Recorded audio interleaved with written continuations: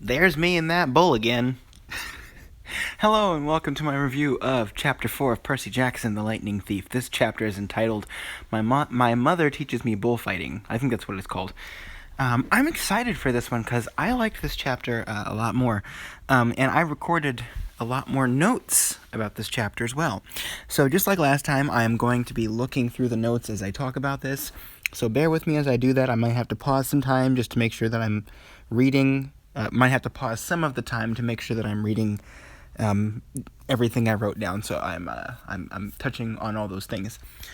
But yes, holy cow, or holy bull, this chapter is a lot more exciting, and we're kind of getting into the meat of the story here.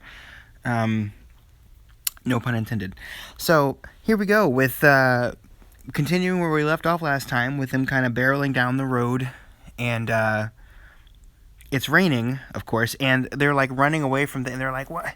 Like, we have to go right now, because last chapter his mom was kind of freaking out when he told her about what happened at the museum, and then his friend Grover got goat legs, which was kind of weird. And he's like, I don't know what's going on. So anyway, they're going down the road. He keeps looking furtively at Grover's legs, which have turned into goat legs. And he's wondering if he's going crazy. Percy's wondering if he's going crazy, but he says his legs, I guess, smell like a petting zoo when they're wet, which is weird. And then, there's this weird bellowing sound coming, and the rain's going crazy, and they're just flying down the road. And he's like, "What's going on?" He's like, and he's I think he did confirm here that he's a guardian. Grover is a guardian, because he's saying, do you two know each other? And Grover's like, no, we don't really know each other. Your mom and I don't know each other, but she knows that I was watching over you. So that does seem to confirm what I said about Grover being some kind of guardian meant to watch over Percy while he's in his human form or whatever, or maybe until he reaches some kind of maturity or something. I don't know. But yeah, and then he keeps letting out this bleeding noise, which Percy said he's always done. But it was, he always thought it was a nervous laugh. And at this point I was kind of thinking, Percy, you're a dumbass. But, I shouldn't be so harsh on him. It just seems to me if someone was letting out this animal noise all the time, I wouldn't think, oh, that's just a nervous thing. I might think that it was some kind of problem they had, but yeah, that's, I don't know. I mean, this isn't I'm kind of doing that thing where you're reading something fictional and you're like, they should have known this, but it's okay, you know that you're reading a fiction book, right? If your friend was doing that, you probably wouldn't think that. So maybe I'm being too harsh on him there. But anyway, and Grover's saying Percy's saying, I thought all this stuff was a myth, because he says something about the creatures that are after them, and he goes, I thought that stuff was a myth. And he's like, was Mrs. Dodds a myth? And he's like, aha, there was a Mrs. Dodds. And he's like, duh. He's like, I didn't tell you that stuff because, quote, the less you knew, the fewer monsters you would attract. And he says this like it's the most obvious thing in the world. So this does seem to, I don't know. I'm not sure why this book seems kind of familiar with me, these concepts. I'm not sure if it's because unconsciously, excuse me, because unconsciously I remember all this stuff about Greek mythology, or I actually am kind of familiar with this story and I've heard it somewhere else, as in the story of this book, specifically not just Greek mythology, but the story of this book, or if it's just because I kind of was able to predict things with the clues, because this is a book for teenagers and I am not a teenager. I'm not sure what the reasoning is, but this does seem to be flowing very well with what you would expect at this point.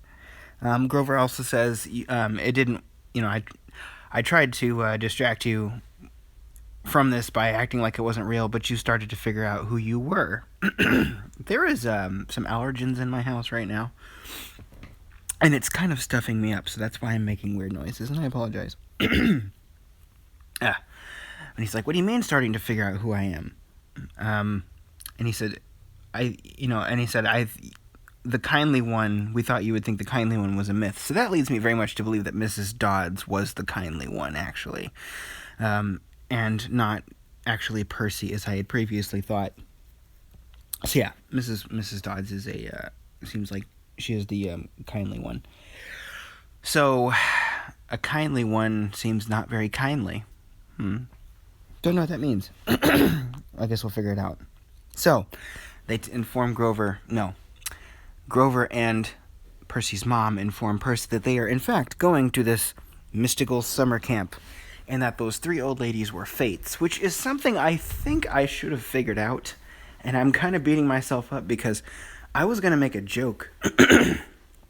Every video, pretty much, I make some kind of joke, some kind of cultural reference, and there's a popular film which has fates, and the fates have a line about, have a line of dialogue about snipping something, and I almost used that as the opener for that chapter with the fates in it.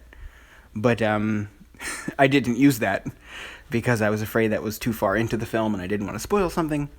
So, but I should have, that should have been very obvious to me that that's what they were with those, with the scissors.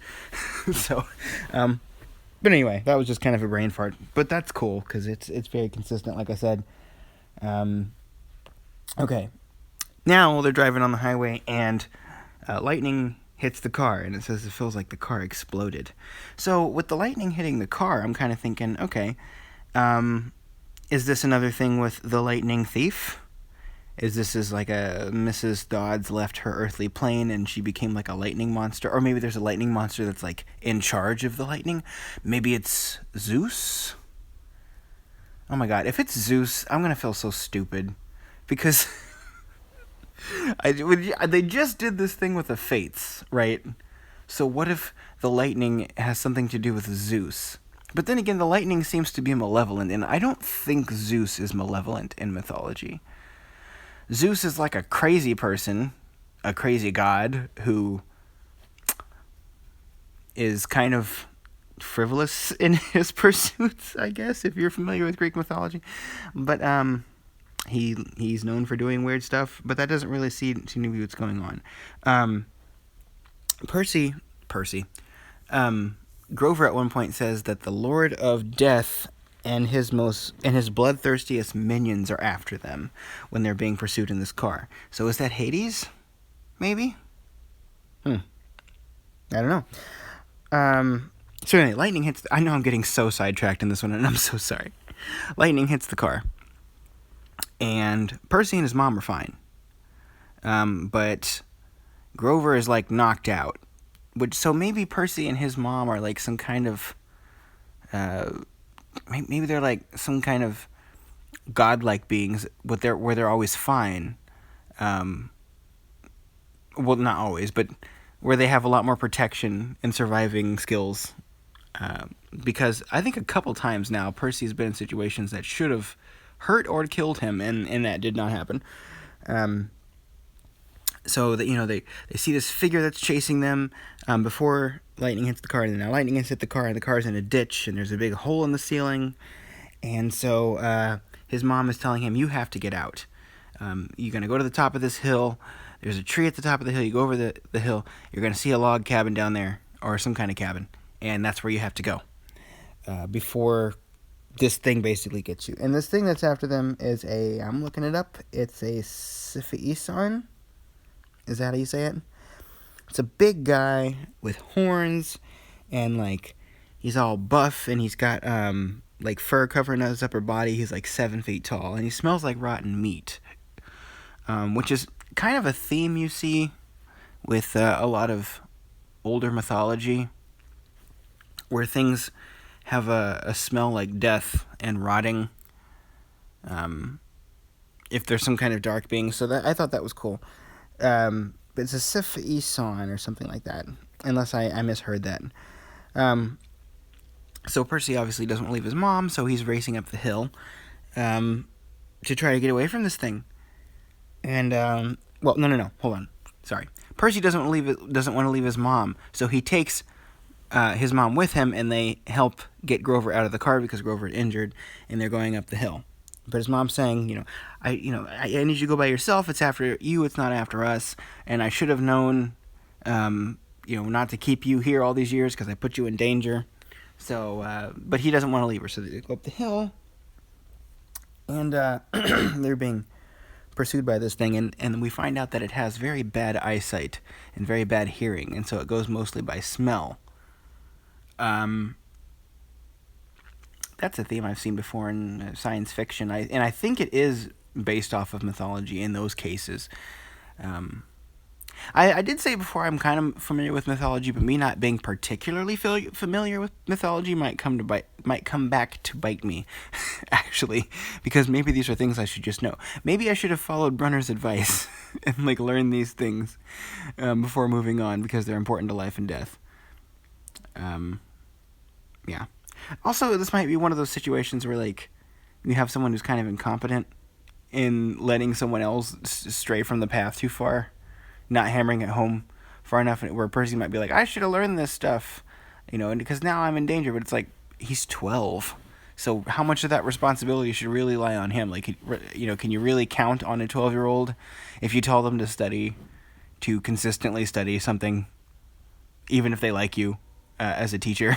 So that's, I don't know, maybe that's a little incompetent. So anyway, this thing goes up to the car, it sniffs around, and it's like, oh, they're not in here. It gets all pissed off, and it throws the car, and the car explodes, and it's like, haha, Smelly Gabe wanted the car to not have a scratch on it, and now it's exploded because a big Siffi-Eson thing threw it half a mile, and then it, so that's kind of funny. Now they're being pursued by this thing, and this is where the bullfighting part comes in, because his mom tells him, okay, what you're gonna do is she says this very frantically. She doesn't say it calmly like I'm saying it, but she's like, you need to distract this thing and then jump out of the way, and it can't change direction very well. So he does that, but then it turns around and starts heading for his mom, and Percy says it learned its lesson, so it's probably not going to work the second time. So this is where we get kind of a sad scene, but I'm not really sure what to make of it. Basically, Percy's mom is being pursued by this thingy, and it tracks her down, and it picks her up and squeezes her by the neck. And here I'm reading this thinking, part of me is thinking, okay, her head's just going to pop off, right, and she's going to die, and it's going to be a horrible thing for Percy to see. But then I'm thinking, I don't know that they would put that kind of thing in this book. I don't know how far the violence goes in this book, because it does seem to be for young people, but I did read a lot of books as a young person where that never held the authors back. But no, her mom starts to vanish in a flash of light, basically. So is it that she took damage on this plane and then she went back to another realm, or is it that she was reincarnated, or is it that she just died, but because she's some kind of magical being, there was all of this weird stuff going on when she died? I don't know. But there wasn't a body. It wasn't like her body was there and there was a flashlight. It's just, she just vanished. She was just gone. So don't really know what that's about. And then it turns back. Wait, do I not know what happens here? I have a... Oh, okay, I remember what happens. I thought I had a gap in my knowledge, but I looked at the notes here. And so he was thinking about how it got his mom, and he didn't want to let it get his friend too. So it turns to get, to start pursuing. Well, it's sniffing around where Grover is, and so he goes and he basically he distracts it. He does the "hey stupid" thing, which you see in movies sometimes, and he distracts it, and he somehow manages to jump up on top of it and then land on it, and it hits the tree, and I think it gets mad at him and throws him. Oh, no, Percy snaps. I'm so sorry. Percy snaps off its horn, and it's like, oh shit, you snapped my horn off. Except it doesn't talk, it just roars, and it throws Percy, and he hits his head on a rock, which again probably should have killed him, but it doesn't. So then it comes charging at him again, and he stabs it. And it vanishes just like Mrs. Dodds. And I think Percy carries... Yeah. Okay, that's what happens. Then he carries Grover over the hill to the cabin and basically passes out. And he's obviously very upset about what happened to his mom, which we aren't even really sure what that is, but he's drawn by grief. or driven by grief and determination, and he's able to defeat this thing and carry Grover. And after the thing dies and disintegrates like Mrs. Dodds did,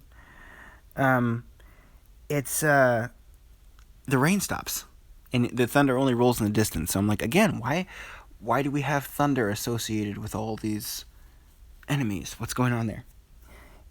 But he does make it to the steps of the cabin. And he finds, and I wrote this down, it says he looks up and sees the stern faces of a familiar-looking bearded man and a pretty girl. She's pretty. That's all you need to know about her. Familiar-looking, just she's pretty, right?